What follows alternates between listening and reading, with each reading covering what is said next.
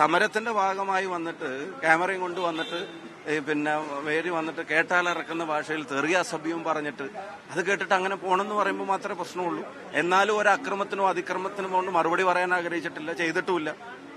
അങ്ങനെ ആരെങ്കിലും പേടിപ്പിച്ചത് കേട്ടിട്ടോ അല്ലെങ്കിൽ ആരെങ്കിലും പറയുന്ന ആവാസം കേട്ടിട്ട് ഓടി പോകാൻ പറ്റൂ? ഞാൻ എന്റെ ഒരു ജനാധിപത്യ വിരുദ്ധത എന്റെ ഭാഗത്തുനിന്നുണ്ടായിട്ടില്ല. പോലീസ് അവിടെ ഉണ്ടായിരുന്നു, പോലീസ് അവരുടെ അടുത്ത് നേരത്തെ മാറ്റിയൊന്നുമില്ല. അതൊക്കെ പോലീസിന്റെ ഇഷ്ടം. ഞങ്ങൾക്കിപ്പോൾ വടകര അങ്ങാടി കൂടെ പോകാൻ അല്ലെങ്കിൽ വടകര അങ്ങാടി കൂടെ നടക്കാൻ ആരുടെയും സ്പെഷ്യൽ പെർമിഷന്റെ ഒന്നും ആവശ്യമില്ല, സ്പെഷ്യൽ സാങ്ഷന്റെ ഒന്നും ആവശ്യമില്ല. ജനങ്ങൾ വോട്ട് ചെയ്തും ജയിപ്പിച്ചിട്ടൊക്കെ തന്നെയാണ് ഞങ്ങളിവിടെ പൊതുപ്രവർത്തനം നടത്തുന്നത് നിലനിൽക്കുന്നത്. അപ്പൊ അതുകൊണ്ട് അതിന്റെ ഒന്നും ആവശ്യമില്ല. ഞങ്ങൾക്ക് ഒരു അക്രമത്തിനും തിരിച്ച് അതിക്രമം കൊണ്ട് മറുപടിയില്ല. ഒരു കാര്യം ഞാൻ തീർത്തു പറയുന്നു, മറ്റ് ആരുടെ ഭീഷണിയുടെ മുമ്പിലും മുട്ടുമടക്കാനോ ആഗ്രഹിക്കുന്നില്ല. ഞാൻ വടകരയിൽ തന്നെ ഉണ്ടാവും. ഇനി അടുത്തൊരു ചോദ്യം, എന്നെ തടയുന്നതിന് എനിക്കെതിരെ സമരം ചെയ്യുന്നതിന്റെയൊക്കെ ലോജിക്ക് എന്താണെന്ന് എനിക്ക് മനസ്സിലാവുന്നില്ല.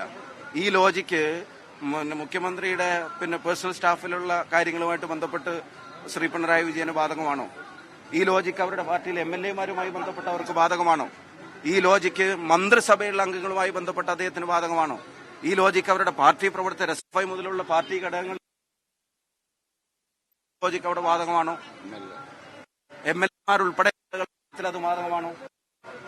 അപ്പൊ അതൊന്നും നോക്കാതെ ഇതൊരു രാഷ്ട്രീയ പ്രേരിതമായ ആയിക്കോട്ടെ, രാഷ്ട്രീയതാണെങ്കിൽ സമരം ചെയ്തോട്ടെ. അപ്പോഴും പറയുന്നു, ലോജിക്കിന്റെ ന്യായീകരണങ്ങളില്ലെങ്കിൽ പോലും സമരം ചെയ്യാനുള്ള ഒരു അവകാശത്തെയും ചോദ്യം ചെയ്യാൻ ആഗ്രഹിക്കുന്നില്ല. പ്രതിഷേധങ്ങൾ ഇനിയും ഉണ്ടായിക്കോട്ടെ.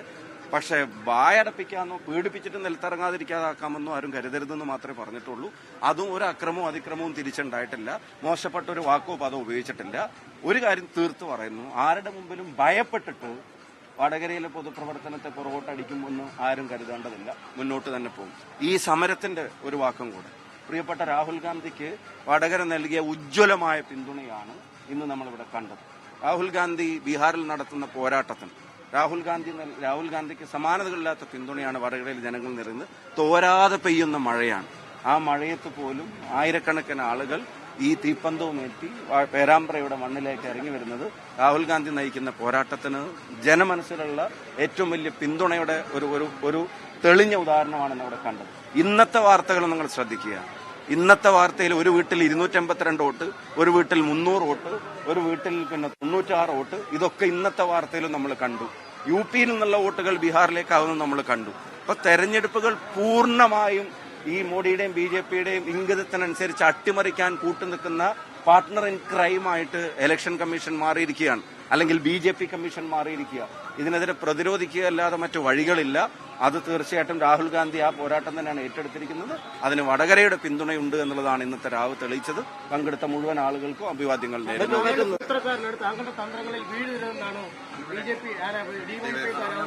അണികൾക്ക് ഇന്ന് നൽകിയിരിക്കുന്ന നിർദ്ദേശം ഈ വസ്തു തന്നെ പരസ്യമായി പറഞ്ഞു.